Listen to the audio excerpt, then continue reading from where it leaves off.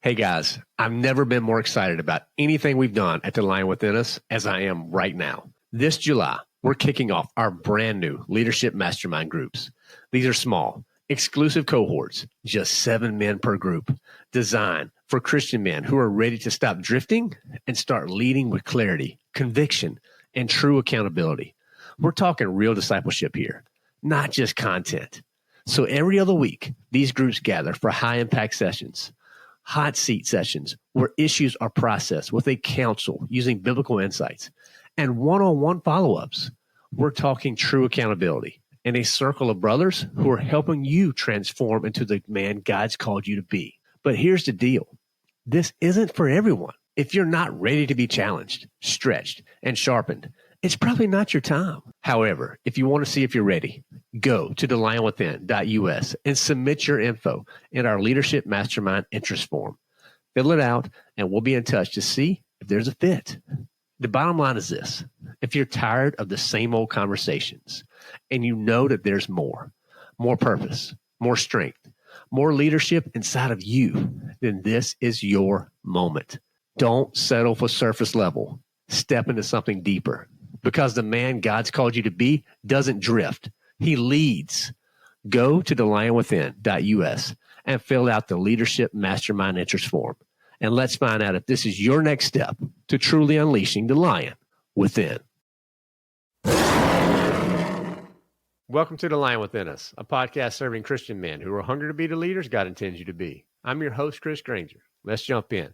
All right, fellas, meet episode time. Let's get right into it, okay? So for this week, we're in the book of Philippians, chapter 2, just one verse though, verse 7 says, but emptied himself rather by taking the form of a bondservant and being born in the likeness of men. So guys, we spent a lot of time unpacking that verse at length in our spiritual kickoff episode. Okay, so go back into your podcast feed, just one back. You'll get that one. And again, if you enjoy the spiritual kickoffs, the SKOs, what we like to call them, we do those Monday through Friday within our Lion Within Us community. And this is all part of behind the scenes exclusive content. And the great part is for the SKOs, we give those away for free. So just head over to thelionwithin.us and get started with your daily spiritual kickoff account, get all that stuff set up, subscription, so that you can get in and get that content when we create it. And that, again, Monday through Friday, we go live, we share it. And if you can't make the live stream, the recordings are there for you. So you may be encouraged by that. All right. So again, today, Will Parker Anderson, I'm super pumped to have him with us. So he's the senior editor of Penguin Random House's Christian division. Okay. So it's a division of Penguin Random House. That's hard to say 3 times real fast, right? But seriously, that's one of the biggest publishers in the world, fellas. And he works specifically in the Christian division. He has a podcast. He's also the founder of the Writer Circle.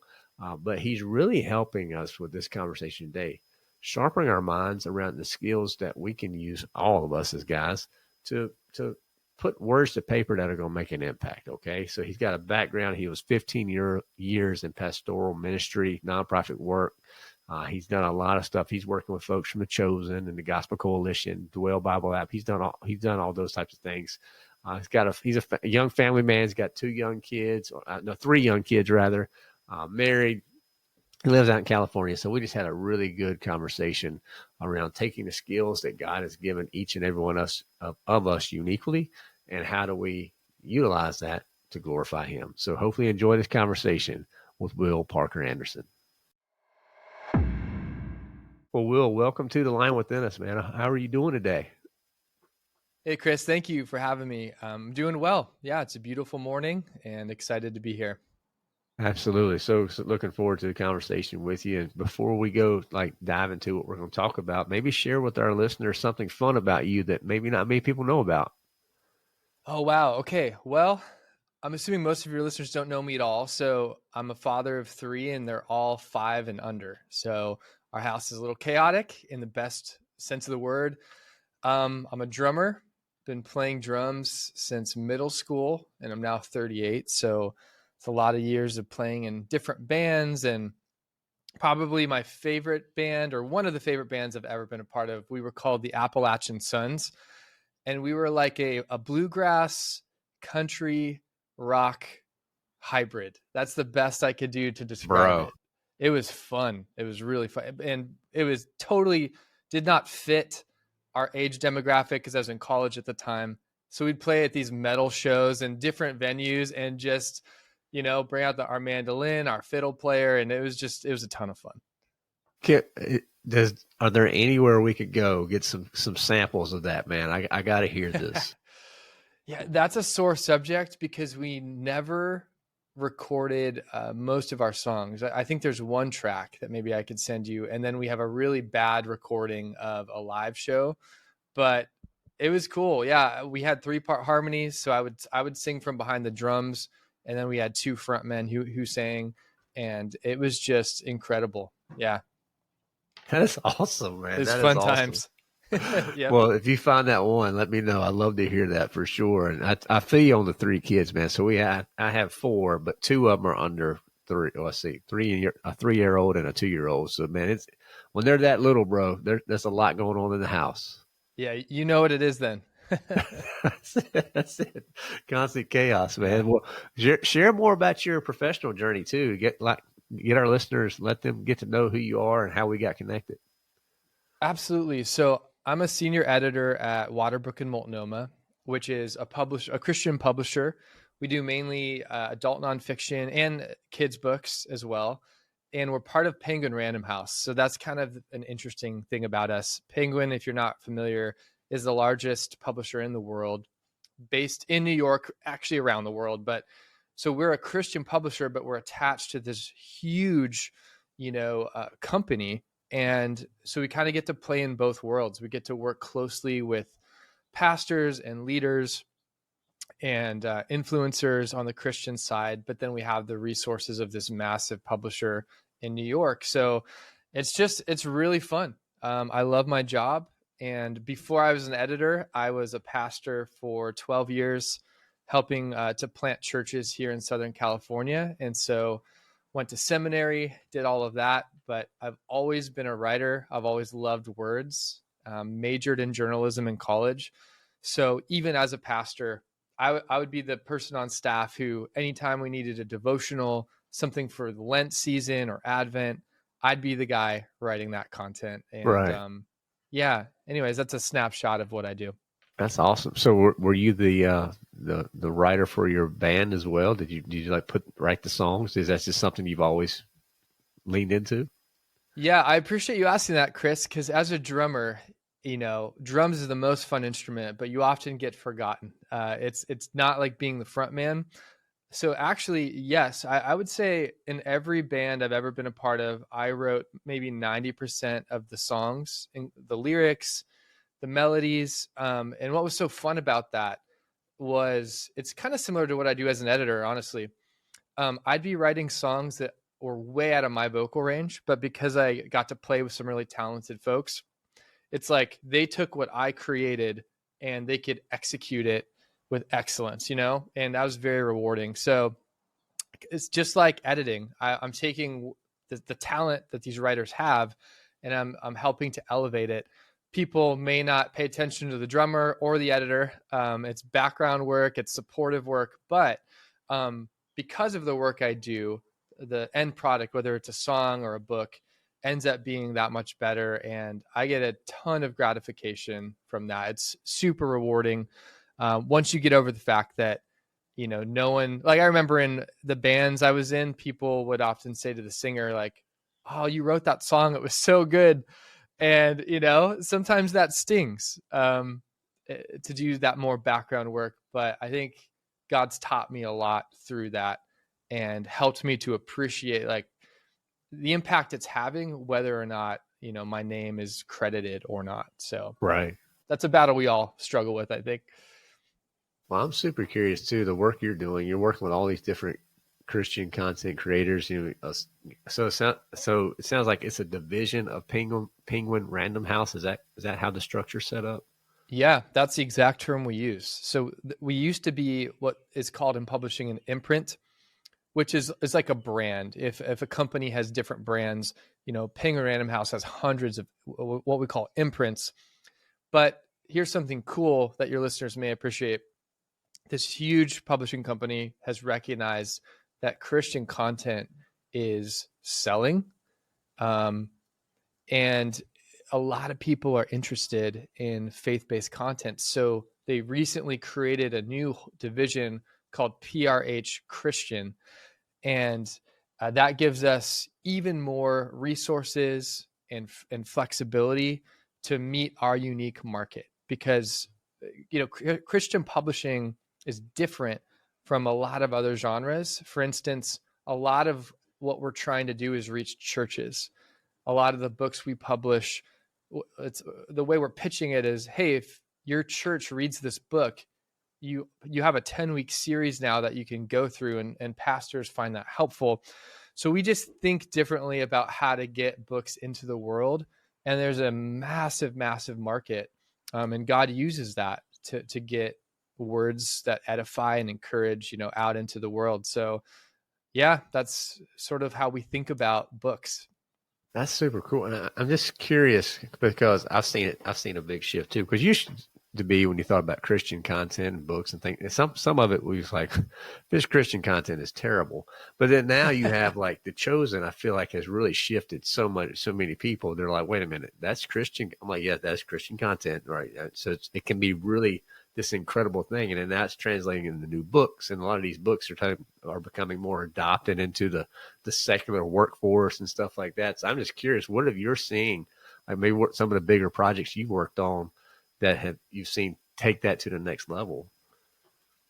Yeah, that's a good point, and I agree. Not to be overly critical, but sometimes Christian media, especially films, Yeah, are comparable to like the Hallmark Channel that's in right. quality. And I was just at a conference where Dallas Jenkins was a speaker, the creator of The Chosen, But yeah, and I was really impressed with his humility, how raw and honest he was about even his past failures as a filmmaker.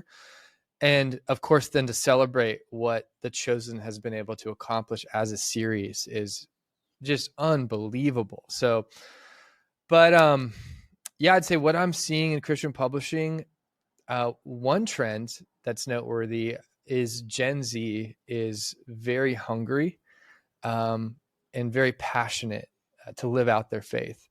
And so there's a category of books that we call spiritual formation it's fascinating because you have authors like John Mark Comer and John Tyson, and an author I work with. I work with John, but then Rich Viotis as well.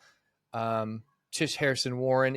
Some of these writers, they're returning to these ancient practices, concepts like Sabbath, things that maybe 10 years ago would have felt really dusty and antiquated. The younger generations are flocking to these disciplines, these practices, whatever you want to call them. And I just find that fascinating. We typically associate youth with throwing off the system, wanting to right. break out of the mold, but we're actually returning to some of these historical church practices. And, I think part of why it's resonating, there's so many factors, but one is really gifted authors who know how to transmit on the frequency of Gen Z, or to how to speak to millennials. And I love in publishing how God raises up writers and communicators in every age that are uniquely positioned to speak to this moment. So they're saying old truths in new ways. And we laugh sometimes because the life cycle of books is very short. If you look back 20 years, even at what book covers looked like, you just Yeah, laugh and you're like, this is right. so obsolete now. And it's humbling as a writer to realize that, your words, they can still have an impact for decades, of course, but a book that looks cool now is not going to look cool in 10 years, 20 years. But God continually raises up writers to speak to the moment. And I find that beautiful. So for anyone who feels like God's given them a message, but it's already been said before by so many people, so many times, that's actually okay, because maybe what God is desiring to do through you is to speak to a specific group of people at a specific point in time, that you are uniquely gifted and positioned to reach. And I just see that happening over and over. there anything for the Gen Z? Let's just kind of pick at that a little bit. Are there any themes that you've seen with that demographic that really seems to resonate the best? Yeah, I have a huge heart for Gen Z because I hang out with them often. So at my church, there's a couple, now they're in their mid 20s actually, but I started hanging out with them when they were 18, 19, just mentoring them. And what I love about Gen Z that's very different than millennials, which is what I am, is that they're actually hungry for direction. They're humble, they're receptive. They want to they want to be told how to live. They want to be given handholds. Whereas I feel like millennials, we're a little bit more arrogant. Like, don't tell me what to do. Just a We little. can figure it out ourselves. Gen Z are much more unsure of themselves, and that translates into often humility. Um, Negatively, it looks like timidity and apathy. But a beautiful, I think it's a book called iGen that I read, which no one calls it iGen, but it's a great book. And this was a point the author was making, is that if you come alongside Gen Z and they know they're supported and they know that it's safe to fail, man, they will become some of your best employees, just people to be around because of how receptive they are. And so um, I think when it comes to publishing, yeah, Gen Z are looking for those books that are like, hey, here's how, if you're single and you want to date, here's what you should do.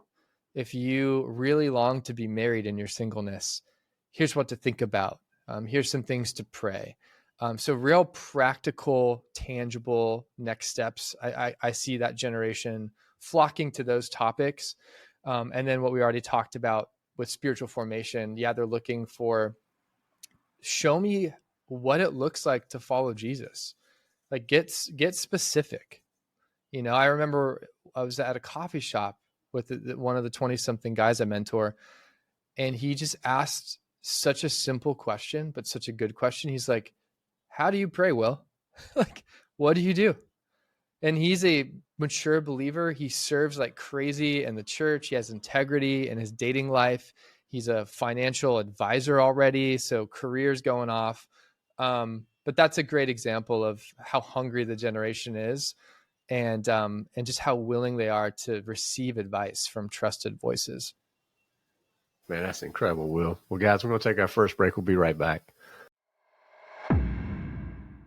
I've got something big to share. We're making a major shift because we know the battle was real, and it's time more men had access to the support they need. For too long, guys have been trying to carry the weight alone, pressure at work, tension at home, wounds from the past, and a world that demands strength but offers no place to rest. We see it, we've lived it, and that's exactly why we built our community. It's a stronghold. A place where warriors can find rest, truth, and a band of brothers standing beside them. And starting now, we're making it easier than ever to step in. We've lowered the barrier to just $15.99 a month. That means for less than the cost of a drive-through lunch, you can join a brotherhood that's centered on Christ and built for growth. Inside, you'll find access to our daily spiritual kickoffs every Monday through Friday, our lion lunches, our Bible studies, our Friday Forge gatherings, all that and so much more. Every man needs a stronghold, and you don't have to fight alone. If you've been waiting for the right time to jump in, this is it. Go to thelionwithin.us and join the community and see for yourself what happens when iron truly sharpens iron. Will, just kind of pulling it at that theme of hungry. We were talking before we hit recording that I got the lion. We're able to get connected with the YouVersion. And I see this year they're anticipating, and it changes, but they're saying maybe September, October, they're going to hit 1 billion downloads of that app. And when you start thinking about those numbers, it's crazy. So I feel like there's this, which is cool for them, great. It's growing, but the hunger, it seems to be for people to consume God's word. It's almost like it's greater than ever. I don't know, but there's definitely something out there around people wanting to be connected to the truth and to something solid. And I don't know if that's what you're seeing or not, but I know you've worked with YouVersion too. I'd love just to get your insights on some of what you're seeing. Absolutely. So part of a privilege of being at Penguin Random House is we have folks that mine data like you wouldn't believe and put together these just power-packed presentations on publishing trends, topics people are looking for across all Christian publishing, not just us. And one thing that's emerged in the last few years is that Bible sales, to your point, are way up. Like people are buying Bibles like crazy. So if you Really? I didn't look, realize that. Okay. Wow. yeah, from like 2020 until now, it may have fluctuated a little in the last 5 years, but the overall trend is up and to the right. So yeah, Bible sales are up. You mentioned YouVersion, and you know that's a great way for authors, speakers, thought leaders to connect with a massive audience. But that app is just blowing up. People are consuming devotionals. They love the reading plans. People were so tethered to our phones that I think YouVersion has stepped into that gap and really provided something amazing. I would also add Dwell Bible app, if folks aren't familiar, is an incredible one. That's unlike YouVersion. It's completely tailored around like auditory listening to the Bible. So they just do a really good job with the listening experience. But yeah, we're just seeing surges across the board in interest in Scripture, and I celebrate that. That's awesome, man. That is incredible. Well, I mean, walk us through, some of the projects that you get the most excited about lately. What are the ones that you've been diving into that's kind of got your juices flowing? Yeah, so many, so many. I love creating things, and I think that's why I love music, and that's why I love writing. I would even add with ministry. I love new initiatives and crafting messages. So the projects that get me excited are, I think, when I'm working with a fellow creative, someone who has really developed a skill or a niche that's just theirs to own. Like you can see God's favor on their life.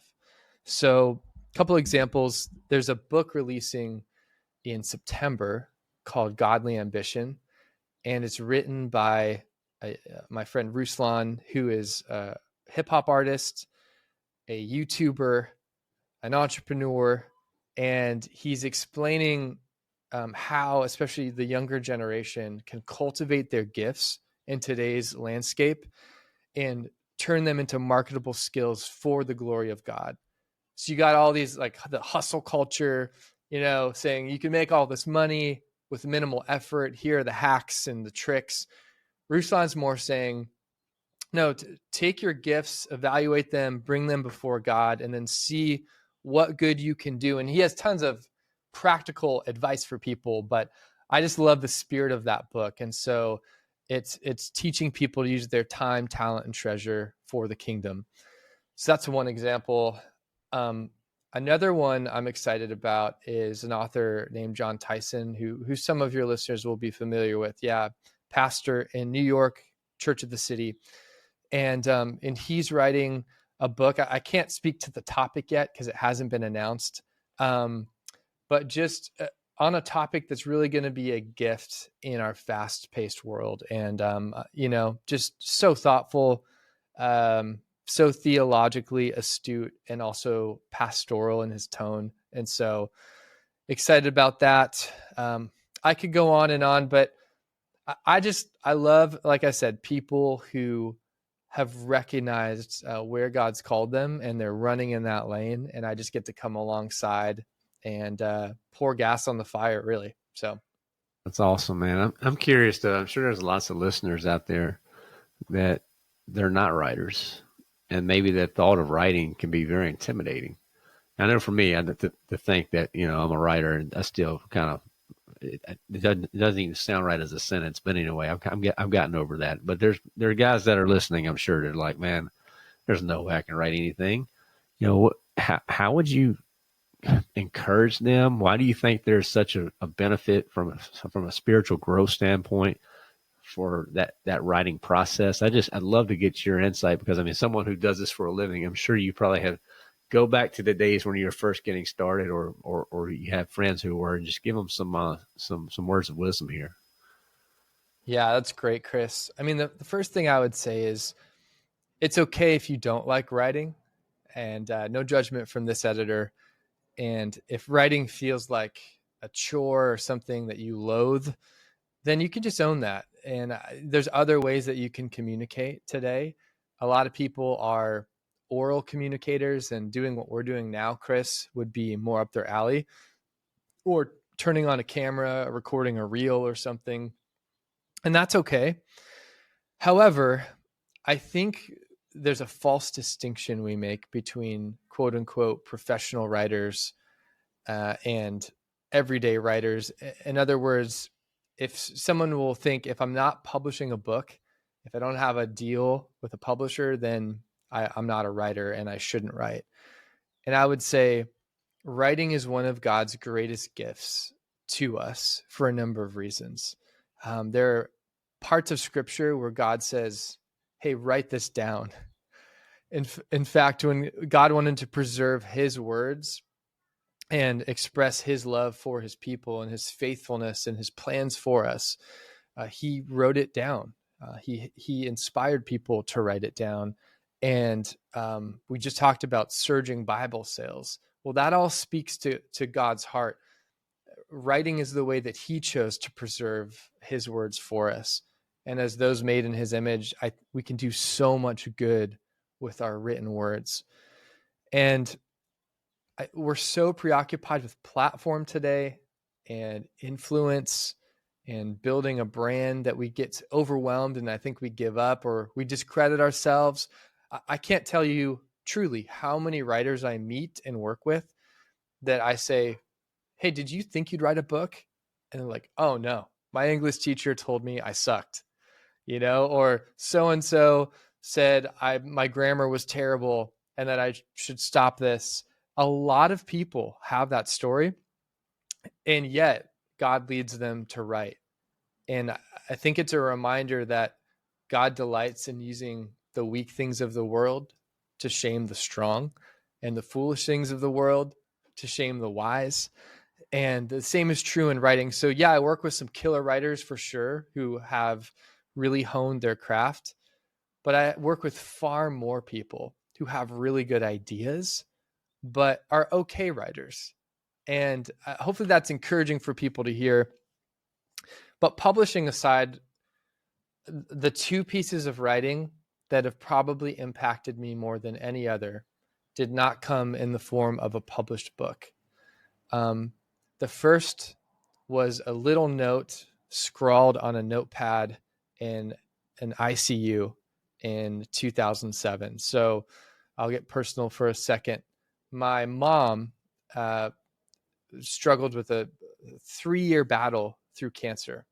Eventually, she passed. And I was a sophomore in college at the time, got the call from my dad. He said, hey, you need to fly home. I think this is the moment. Mom's going home to be with Jesus. So I get on the plane, I go back home. And when I get to the ICU, I'm sitting by my mom's bed. She's kind of asleep at the time. And there's this little notebook sitting on the table beside her bed. And so I pick it up and I'm flipping through it. It's my mom's handwriting inside. And I'm realizing, oh, this is how she's been communicating for the last few days because of the oxygen mask. It's hard to hear her. She was very weak. And so I'm flipping through this and I come across a note from the day before, and she had simply written, I got to hang on until Will gets home. And I'll never forget that sentence. It is a expression of a mother's love and her desire to hang on until she could see me and essentially say goodbye. And that is one sentence written in this tiny notebook in the hospital. But yet those words were powerful. So that's one example. I tell that story because I think we got to remind ourselves, you can use the written word to bless the people in your life, your friends, your family. I think note writing is a powerful, powerful way to bless people that is so countercultural to how we communicate today.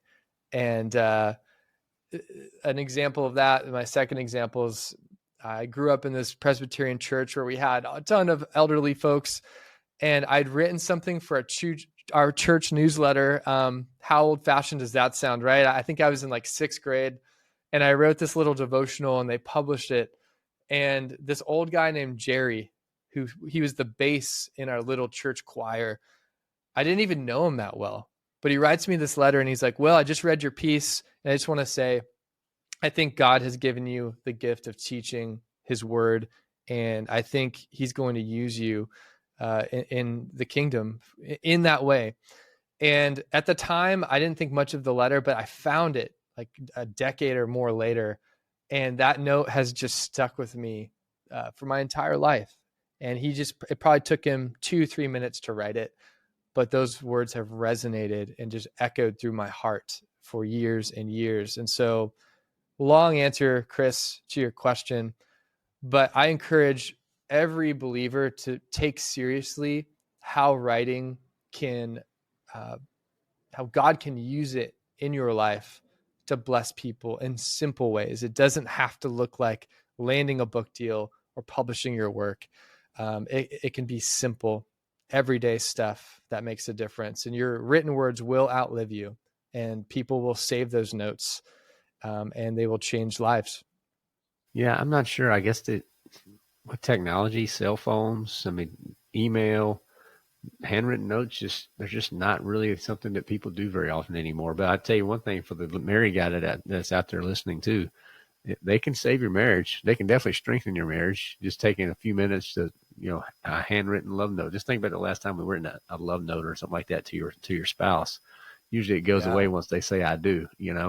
But I mean, there is power in that. I mean, in that note from your mom, bro. I'm sorry that you went through that, but what a powerful just testimony that right there by her bed that you'll have forever.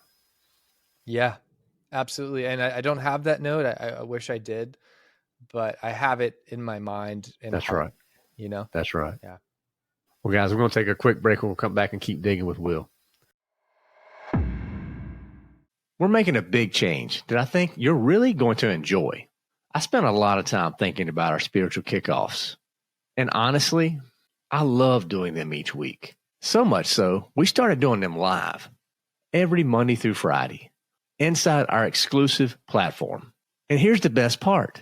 We've decided to give full access completely free. So now you can join our daily spiritual kickoff space at no cost. Every day we go live to read the word, to encourage each other, and find simple and powerful ways to apply God's truth to our lives. You'll even have the chance to engage with me directly. And if you missed a live stream, don't worry. The videos are posted the same day, so you can catch up whenever it works for you. This is exclusive, behind-the-scenes content that is not available anywhere else. And now we've removed every excuse. So if you're ready to get started, head over to thelionwithin.us and grab your free access today. Let's grow together. So I'm going to shift a little bit on us, Will, because I'm super curious about this. And I did a Devo recently or a study on the U version, and it's getting some attention, but it didn't get the attention that I thought. But in the work that you do, AI is out there now, and you have all these AI different types of in the education system's got its own battles. And I'm super curious for you and the world that you're living in. Do you see this as a positive tool? Do you see this as a hurdle and a headwind? Are we going to be getting less and less authentic type of thought leadership from these, from writers? Because it's a lot easier just to put a prompt and to kick out, 30, 40,000 words potentially, with something like with an AI tool. And for me, my writing coach that I've been working with for a couple of years, he's like, look, man, he's like, at the end of the day, less command, more reflect. And AI, it doesn't write in reflective. So that's been where I try to go. But I'm super curious from you and seeing that you see so much, I'm sure, coming in. Has it started to impact the content? And how do you see this moving forward? Yeah, what a massive can of worms, right? The AI conversation. I'm probably what I would describe as AI agnostic or AI cautious at this Mm-hmm. point. Mm-hmm. I was in a coffee shop yesterday just working, and I heard this side conversation over to the right, and it's two people chatting it up, and I just heard one of them say, yeah, writing AI prompts is an art form. And they just were going back and forth about how they create works of art using AI. I was good. I didn't say anything, right? I wasn't that crazy guy in the coffee shop. Like, what are you talking about? No, but AI is so new on the scene. I think we'd be naive to say that you can completely avoid it altogether, because it's literally being written into the code of every app, every software. Even I heard Logos Bible software the other day now has an AI search tool. And so a lot of that is useful. I think, it's blurry to me. It's gray. But where I have stronger convictions, I think, is around the idea of writing. I think when it comes to critical thinking and, as you said, reflection and talking about what you've experienced and what God has done in your life, here's the hard truth. AI can probably write faster and with more clarity than most of us. And so that temptation to lean on it and to depend on it is going to be massive. And most are going to take that route because it's the easier route. It feels like magic when you're sitting with Chat GPT and you put in a prompt and it spits something out. And then at the end of its response, it gives you another prompt that's like, would you like this in a more forceful tone, a more apologetic tone, or a more curious tone? And you're just like, oh my gosh, I wouldn't have even thought of that. Yes, give me those options. It's intoxicating, and it really does feel like magic. And so I'll just be transparent. I have started using some AI, never to write, but certainly to summarize. And part of my job as an editor is to write marketing copy and Oh yeah. these pithy little summaries of books. And we've started implementing some of that as a team. But there is a check in my spirit about it, because every time you use it, it is forming you. It is, I worry, atrophying my ability to think critically and creatively. And it's like anything. Once you start leaning into what is effortless, then effort starts to feel like an inconvenience. Sure. And it's often in the creative wrestle and frustration and toil that our best thoughts come. It's in iterating and pausing, going for walks, sleeping on an idea, just giving it time to marinate. And that might be a good metaphor. AI doesn't let you marinate on ideas. Mm-hmm. It just spits them out like fast food. And so, yeah, how it's impacting the industry is hard to say, because how do you identify something that was written by AI? I would actually say, because I'm an editor, like I can tell. And usually the way that I can tell is when something is a little bit too, first of all, there's no grammatical errors, there's no spelling errors. But beyond that, it just lacks like the personal story of the person writing. It feels really contrived or predictable, or almost too polite in the way that it's Yeah. written. And Yeah. I'm like, yeah, this is not a real person. But I haven't encountered it a ton, because part of our contracts with authors is that they cannot use AI. They can Okay. use AI to ideate, but everything has to be at least rewritten in their own words. And it's kind of sad that we even have to qualify that. Like, the book you're writing has to be in your own words. Well, what else would it be in, right? But that's the age that we're in. And so, I've listened to people who are believers and writing coaches who are so pro AI. and they're literally saying stuff like, "You're crazy if you're not writing with AI." And then I have other friends, also believers, who are like, no, this is actually a threat to the image of God in us and Mm-hmm. the fact that we are created to create. This is sabotaging that. And it's a wild time. So I'm proceeding with caution. And I think I've put personally boundaries around my own creative writing to say, I'm not going to use AI for that. I'm not even going to use it to ideate. I heard this statement that's just been a pebble in my shoe ever since for the last few weeks. This guy said, my conversations with AI are better than any conversation I've had with another person in terms of brainstorming, ideating, like, hey, point out the gaps in my thinking, argue with me, AI, LLM. He's like, second to none. I'm going to do my thinking with AI and my, I don't know, reflecting with people or something like that. I just think that's wrong. Mm-hmm.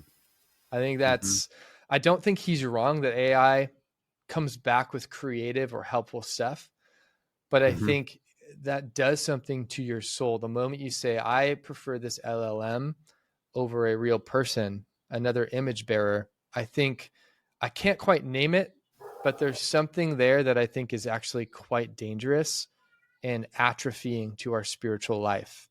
I'm tempted to say I would rather have a mediocre conversation with the person than a sharp, instant conversation with an LLM. Um, and maybe there's a balance between the two, but that's where I'm at. But that's really good. And I think, the more I think about the AI too, I mean, I think it could be used to your point, marketing content, emails, and trying to not sound stupid for your boss. That's probably, that's use some AI there. We all But need to not sound stupid. That's a good goal to have. Yeah. there you go. But I just think it's just like everything else out there. I mean, a cell phone could be used for good. It can be used for evil. I think the evil one's going to have his hands in it. And we just have to be aware as Christians, and particularly for your point, if you feel like that conviction, that stumbling block, that little pebble in your shoe, like you mentioned, that's to me, that's the Holy Spirit prompting you. Okay, this is an area that you want to be aware of, and I think we just as Christians, we need to be obedient to that calling when we get that nudge. Yeah. Well, one thing that's real concerning about AI is that it's so competitive. Companies are like, we either implement this or we get left behind. Mm-hmm. We either adapt or die. Mm-hmm. And because of that, we don't actually know behind the scenes how much of this is being coded into everything. Mm-hmm. And we see certain signs of it. But I'm a big fan of Neil Postman and Amusing Ourselves to Death. And I'm not what is called a Luddite, like anti-technology, kind of conspiratorial about it all. And people are talking that way, like apocalyptic. AI is going to turn on us and wipe us out. I mean, those conversations are happening at the New York Times. Mm-hmm. But I think Postman's point is every new type of technology comes with a trade-off. Mm-hmm. And the problem arises when we don't even consider the trade-off and when we mindlessly adopt something. And my goodness, have we seen that with smartphones and social media? Jonathan Haidt's book, The Anxious Generation, is a pivotal book of our time where it's like there's something magical and addicting about our phones. But have we considered the trade-off? And so now there are counter movements like the light phones or the dumb phones, whatever you want to call them. These are not 60-year-old curmudgeons using these light phones and throwing away their smartphones. These are 20-somethings. Mm-hmm. And that tells you something, right? So I think with AI, the tension is we want to be thoughtful, but how can you? It's moving at warp speed. Mm-hmm. It's being not offered to us. It's being mixed into the glass we're already drinking. And so it's in the air we breathe already and at a rapidly accelerating pace. So that's the tension of it. You can choose if you want a smartphone. we're not going to be able to choose if we're using AI because we're going to unknowingly use it. It's going to be incorporated into the apps we're using. And so I think the territory that we can defend and make a decision on and apply some caution or some discernment is our creative work, the work that, we choose the tools of our trade. And I think we would all do well, especially as writers, even as communicators, to proceed cautiously. There you go. Yeah. Well, Will, thank you for taking that rabbit trail there. I knew there was, I wanted to get your insights because I know this is the world you're living in. So that definitely was Yeah. very encouraging and insightful. Well, Yeah. let's transition to the lightning round. If you're good with it, we like to have some fun at the end of I the love show, it. and just some fun stuff to kind of to wrap it up. So we'll start off with something easy. So, what's a hobby? What's something that you enjoy doing for fun? Yeah. Well, geez. I love anything outdoors. So I already mentioned music, of course. I consider writing a hobby as well, even though it's my profession. But yeah, I love being outside. So hiking, camping, backpacking, just getting out into creation. I live in Orange County, California, which is a Okay, bit of a concrete jungle. So yeah, just every weekend, actually, I have a couple hours that I'll go to this nature preserve. There's a creek that runs through it and these beautiful coastal oak trees. And that's my place. So that's awesome, man. That's yeah. awesome. That camping's gonna get interesting with them three little ones. So good luck. Yeah, we have not embarked on a tent camping trip with them just yet.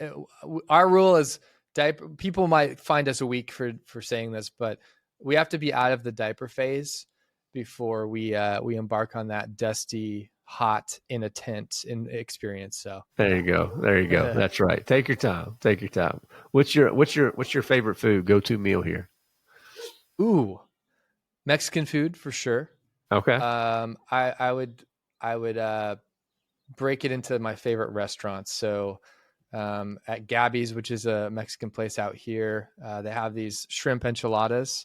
And then at my other favorite spot called El Farolito, on this side of the country, we got good Mexican food. So sorry Yeah. over there in North Carolina. But yeah, tons of things at El Farolito, but they have carnitas, which is like pork. It's amazing. So those would be some Nice. of mine. Nice. Awesome. Awesome. So what about a superpower, Will? So if you could have a superpower, which one would you pick and how would you use it, man? Oh, geez. That's a hard one. Oh, I think maybe because I have 3 kids, I think if I could just have endless energy, I would be grateful for that. Truly. Like if I could get through a day without fatigue or a headache, and I'm not saying my kids cause headaches, but just to feel like 100% every single day would be an absolute gift. I've had some health issues this year too, some setbacks, and so yeah, I miss waking up and just going through a whole day without any kind of pain or tiredness. Man, once you get that age, bro, I mean, you got to have that Tylenol smoothie just to get going. You know what I'm saying? Yeah, that's right.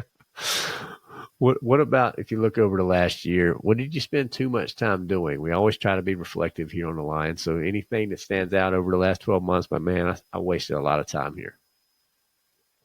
Yeah, that's a deep one. I would say I spent probably too much time analyzing and worrying about possible options, for our family, decisions we had to make. And there are decisions we needed to make and wrestle with. But I think I'm coming to terms with the beauty of constraints and limitations. In other words, saying, I'm going to live in this place. I'm going to do this job. I'm going to invest in these people and see that as a gift, not a limit. Mm-hmm. And really put myself fully into all those people, places, and activities. And so, yeah, that's probably what I'd say. Discontentment is such a slippery slope. And I think I just probably spent too much time thinking about all the stuff I wanted to change rather than the opportunities I actually have here and now. Fair enough, man. Fair enough. How about this one? When you think about God, what's your favorite thing about him? Just first thing that comes to mind. Hmm. His faithfulness. Um, yeah, I have memories of praying as a middle schooler in my room. And like the first time that I'd say I really heard from God, I was going through a tough time in seventh grade. Just switched schools, and God spoke to me in that moment. I only have maybe 3 or 4 of those moments in my life where I would say God just hit me with a phrase or an impression, and I just can't believe that He's been there, not just for my whole life, but for all of eternity. And He's been the same, and He has spoken to His people in so many different ways. But just His constancy, when I look at my life, I'm like, man, I've been all over the map. I've been a fool so many times. I've been distracted, and He's just here for it, um, gently, lovingly, constantly. And so God's faithfulness is probably, I would add to that His patience. They go hand in hand. Yeah. That's right. That's right. And let's flip it 180. What's your least favorite thing about the evil one? Wow, that's an interesting question. My least favorite thing about the evil one, I think probably that he plays a long game. In other words, he doesn't just want to wound us today. He wants to cripple us for the next 20 years. Um, 100%. he wants to work into our psyche and even our physical bodies, shame and fear and hatred. I mean, you name the vice, lust, Mm-hmm. and he just wants to piggyback. He wants to hide away, so that we don't see that this is actually flowing through our veins. And he wants to play those games where we're like, oh, okay, I've grown, I'm past that struggle. And then he'll just throw us in a pit and rub our face in it. So he plays ruthlessly. And I think, yeah, God's teaching me to take seriously how he sees me, Mm-hmm. and to trust those promises that Scripture offers us, and to surround myself with people who can remind me of those things as well. Yeah. 100%, brother. 100%. What last question for you, Will, when the lightning is, what do you hope the listeners out there remember the most from our conversation today? Mm. I would hope that they take seriously the potential of God to use their words, whether they're written or spoken. Words are an incredible gift that God has given to us. It's one of the ways that we reflect His heart. He is a speaking God, and all creation started through the words of God. They're dynamic and powerful and life-giving. And He shares some of that with us and says, whoever you see today, whatever you do, whether you're writing an email or having a conversation over lunch or writing a letter or responding to criticism, the words that we use either create life or death. And we think as Christians about being salt and light. Our words are one of the primary ways that we do that. Um, yeah, the world lacks words of life. They long for words of encouragement and kindness and truth. And so I'd say maybe walk away and think about how you can wield your words this day for the glory of God and the good of others. Amen, brother. Amen. Well, where do you want to send the listeners, Will, to connect with you, the wonderful work that you're doing, and all the resources out there? Yeah, thanks for asking, Chris. It's real simple. I send out a newsletter about how to use our words well. It comes out every Saturday, as well as a podcast where we really chop it up about writing and communication. Both of those things, if you just go to writerscircle.co, so writerscircle.co, you can sign up, and I send those resources out weekly. And so that would be an encouragement just a way to sharpen your words. If you want to grow as a communicator, that's where to go. Awesome. Awesome. Well, thank you so much for sharing that. We'll make sure that's in the show notes for you guys out there. Will, anything else you'd like to share today? No, Chris, I appreciate this time with you, and I love what you're doing with the Lion Within. And yeah, thank you for having me. Yes, sir, buddy. It was an honor. Thank you so much. Most men are fighting battles no one sees. Strained marriages, silent wounds, pressure to lead without a place to rest.